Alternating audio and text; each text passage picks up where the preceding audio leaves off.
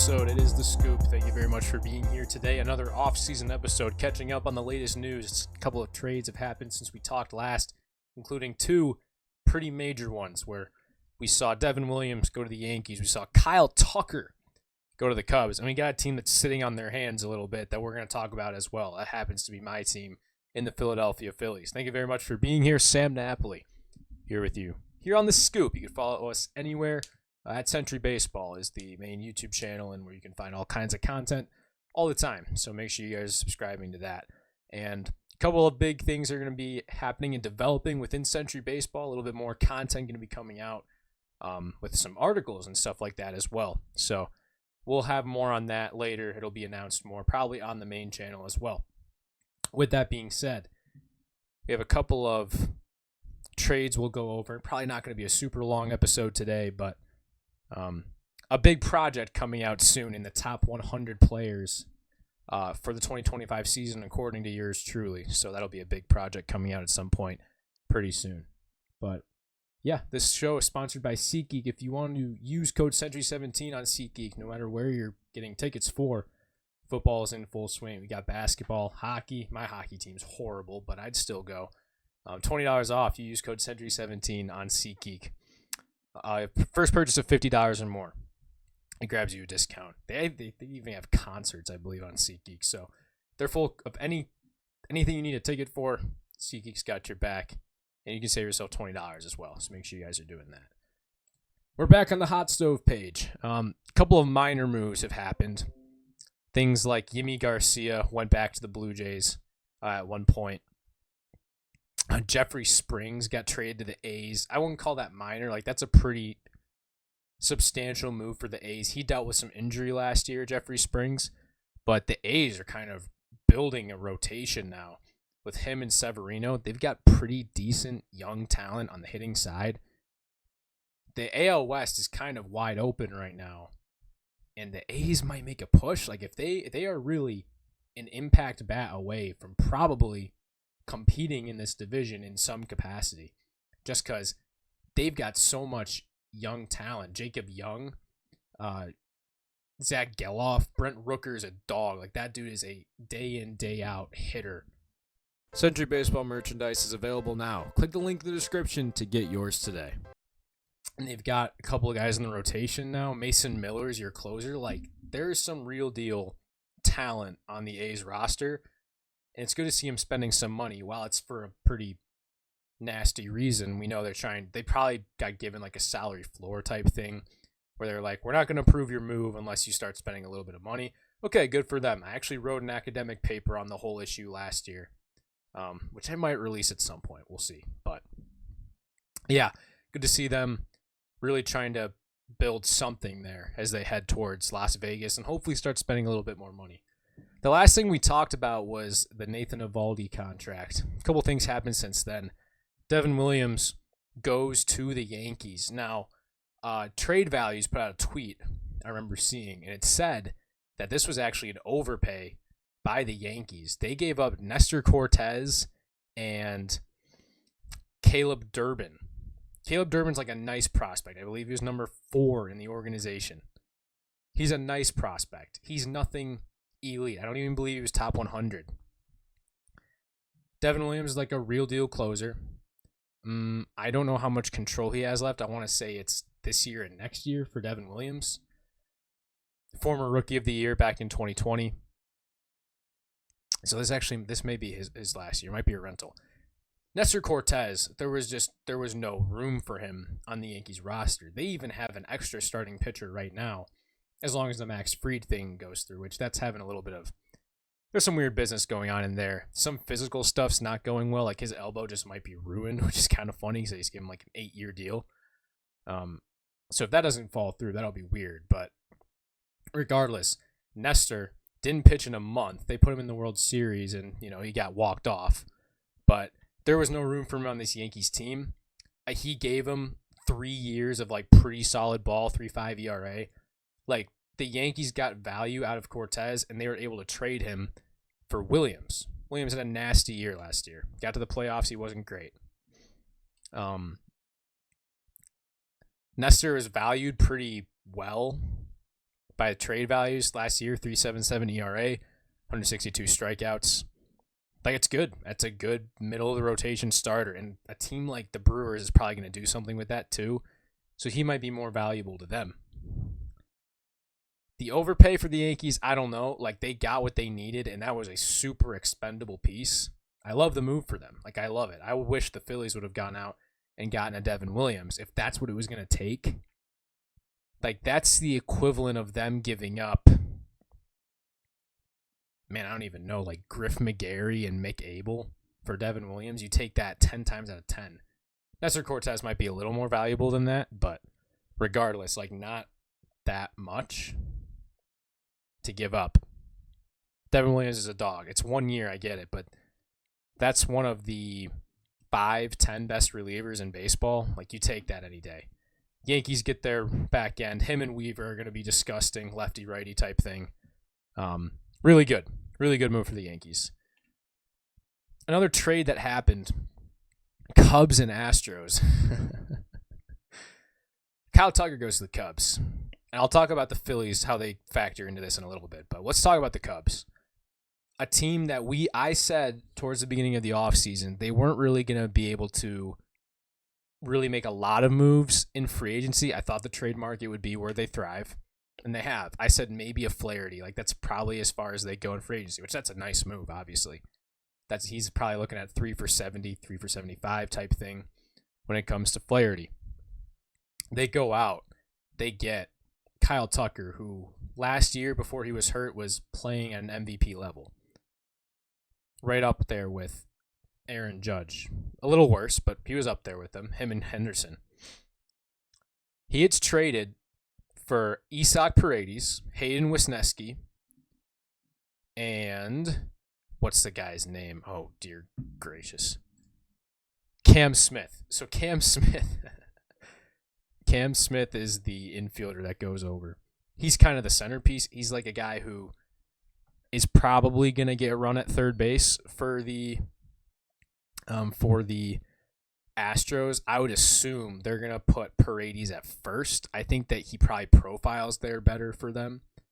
And both corners are a need for them. This probably means they're not going to retain Bregman, which no one was really expecting anyway. But to me, this solidifies that. Paredes at Minute Maid or whatever it's called now in Houston, like, that's a scary combo. He's a dead pull hitter. All his power is pull side Paredes. And when he was in Tampa, it worked for him. Then he got to the Cubs, and it just wasn't really a good fit. He got traded at the deadline to them. He was not great with them, and it made sense. He's going to go to Houston. Like, there is legitimate, real breakout potential in that. I know you gave up Kyle Tucker, but that's a pretty controllable piece. 2 pretty nice minor leaguers, too. Especially Cam Smith. Wesneski, he's shown some signs as well. You're giving up a year of Kyle Tucker, right? Like, there is no doubt Kyle Tucker is going to hit the open market. He's not going to take an extension. You just saw Juan Soto, who, yeah, Kyle Tucker's a little older than Juan Soto. Comparable, though. Kyle Tucker plays better defense, steals bases. Like, his market may be somewhat comparable to Juan Soto's, which means you're not taking an extension. So no matter who traded for him, is trading for him for 1 year guaranteed. That's it. Kyle Tucker's going to hit the open market. For Houston, like, it's a nice move. Like, you're not full sending, like, rebuilding, but you're getting rid of a piece that, while not expendable from a talent perspective, is expendable in how the money shakes out. They decided to pay Altuve. He's locked up long term now, 4 more years, and he's kind of declining and aging at this point. Like, last year was the first year Altuve really looked old. Your outfield is weird now. Your whole team is kind of weird. You've got like a cornerstone at catcher. You've got a nice rotation, a good back end of the bullpen. Other than that, like, you got your franchise guy for the last decade in Altuve. He's getting older now. Pena, I guess, he had a better bounce back year last year compared to 2023. The roster's looking a little, not slim, but just like a little worse now. You get a lot of young pitchers who are kind of hit or miss. And you have Framber, who frontlines the rotation, but they might be looking to trade him too. He's running out of RBers too. Team control. Which you're really going to have to rely on Ronel Blanco. At this point, they're kind of a borderline playoff team in my eyes. I know they've got the experience, but I think that from a talent perspective, like this trade doesn't move the needle much in a negative way, especially for the Astros. I think it keeps them about the same, which is weird because you got rid of a really nice player, but that's kind of how it is in my eyes from the Astros perspective. Let's talk about the Cubs. You've got a lot of outfielders now, right? Kyle Tucker's going to play right field for you. You've got Bellinger on the roster still. They're trying to work out a trade with the Yankees. A lot of rumors coming out about that. What will they add from a trade with the Yankees? They're going to probably pay down some salary off of Bellinger, at least for this year. And they'll probably take on, they'll probably get like a Stroman back or something like that. Because Yankees have Stroman, who's super expendable. Not even in their projected 5 starters right now.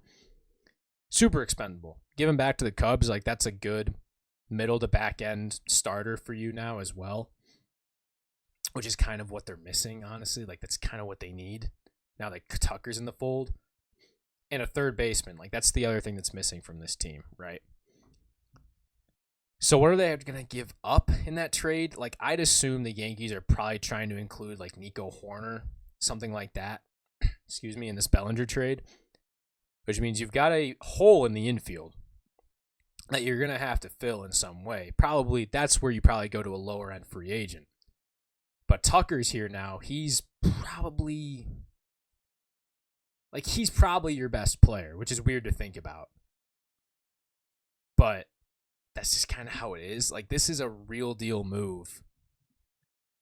That at least for this 1 year, you're going to have a real run. They've got talent on the roster. I'm interested to see if they decide to move Seiya Suzuki, because that's what they were saying they want to do. His contract is good. He's getting paid a good bit of money, but it's not like he's being overpaid. He's producing. I think maybe the fact that they don't really have a center fielder might be changing something up about that. And maybe that's what they try to use Seiya in with a trade. Give us a real center fielder who can kind of hit, and we'll give you Seiya Suzuki. So from that perspective, it's a weird fit, but because they have the surplus of outfielders right now, there's no way Bellinger's on the roster come opening day. He'll be traded. No matter what the cost is, they're going to do something to trade away the Bellinger contract. And they've got to add an infielder now. And hopefully in that trade, they're able to bring in a starter. So from the Cubs' perspective, this puts them right back in the thick of it. Last year we had expectations for them. They just weren't good. For majority of the season, they just couldn't really get anything going. Towards the end in August, I know they put together some wins, but just never really got it going in the north side of Chicago. But yeah, one team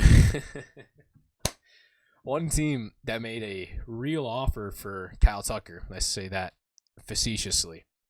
The Phillies. The Phillies were trying to base a Kyle Tucker trade around Castellanos and Bohm. And half of me laughs at that and goes, what are you doing? Half of me goes, in a way it makes sense. Because while the Phillies are seriously overvaluing what Alec Bohm is, it's a third baseman who doesn't hit for a lot of power, who's a good hitter, a decent, a much improved and decent fielder at third base with this year and next year. He's a 2-year rental, if you will.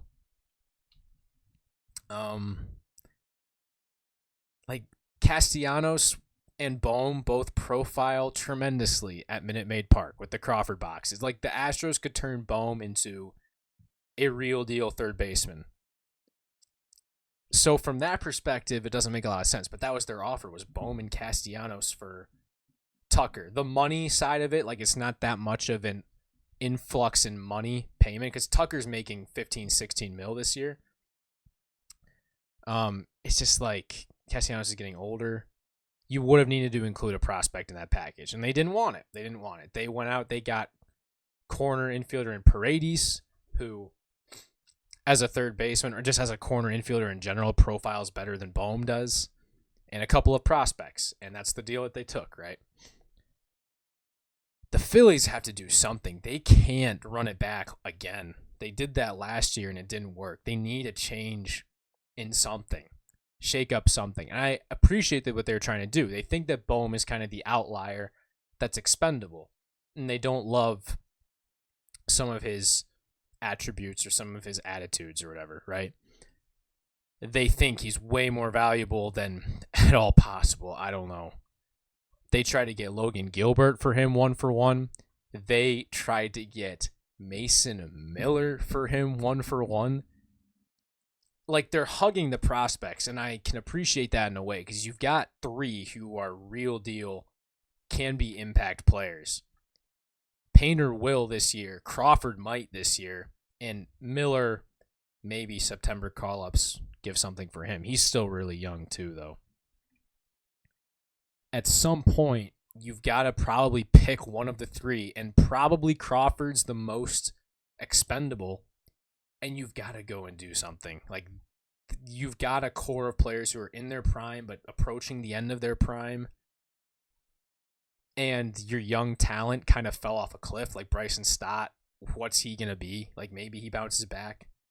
Brandon Marsh had a nice year. Like, he's just kind of a average major league hitter who strikes out a ton and plays good defense in left field. And Johan Rojas is nothing at the plate, right? Like, that's the young talent on this Phillies team. Alec Bohm's not young. Alec Bohm's almost 30 years old. That's the other part of this. Alec Bohm's not young. That's what's overvaluing about the Phillies. We've seen him for 5 years now, but he's almost 30. He came up late. He was drafted out of college pretty late. So they're overvaluing him a ton. It doesn't make a lot of sense. Trading him makes sense if they're going to bring in someone else. Which, if I had to be honest, they're probably going to find a partner, but they're not going to get nearly what they want for him. I don't think starting pitching is what they should go after. I think they need to try to bring in some kind of outfielder or just another third baseman to change some scenery. I kind of like the idea of a Bohm for Maikel Garcia and a prospect from the Royals. Like, that's kind of feels like a nice move. Both sides, that works out for them. We'll see. Two guys who probably just need a change of scenery, right? And Bohm is probably more valuable than Maikel Garcia just because of track record. I don't know what the Phillies are doing. It doesn't look like they're going to sign anybody impactful like that. They've been rumored to people. They weren't able to jump on the Kyle Tucker thing. They didn't jump on the Devin Williams thing. Garrett Crochet is gone. These guys who they were looking at acquiring are just kind of falling from them piece by piece. And it's not working for the Phillies. So let's hope they can, for my sake, let's hope they can make a move at some point here in the coming couple of weeks. Winter meetings are done now. We'll see what they end up doing. But that's going to end up doing it here for us today. Thank you very much for listening or watching the Scoop, however you had it. I know it's a shorter episode, but we just kind of go over the news of it each day. Nothing really else impactful happened. Jeffrey Springs was the other one. We kind of talked about that, but we'll be back next Monday. Hopefully some more news ends up falling, and make sure that you are watching out Top 100 Players coming out very soon. That's a project I'll be working on. So thank you very much for listening to today's show, and I'll see you guys in the next one. And subscribe. God bless. At Century Baseball everywhere. See you guys.